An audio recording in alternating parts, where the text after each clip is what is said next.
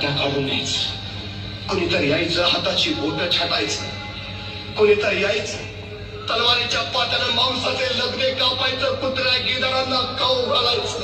अरे कुणी बघितलं असतं तर वाटलं नसतं मराठ्यांचा छत्रपती आहे. अरे भूतासारखी अवस्था झालेली आणि एवढं सगळं होऊन सुद्धा माझा सर्जा सोसत राहिला, सहन करत राहिला का?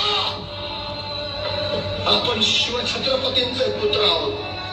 या अस्मितेसाठी, स्वराज्यासाठी, राष्ट्रधर्मासाठी सहन करत राहिला. ही अपेक्षा सरांविषयी वेगळं काही.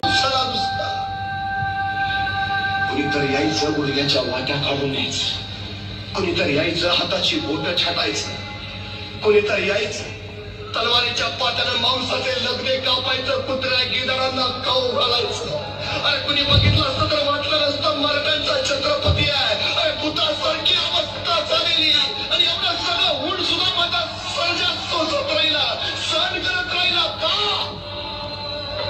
आपण शिवछत्रपतींचे पुत्र आहोत. या अस्मितेसाठी, स्वराज्यासाठी, राष्ट्रधर्मासाठी सहन करत राहिला. ही अपेक्षा सरांविषयी वेगळं काही.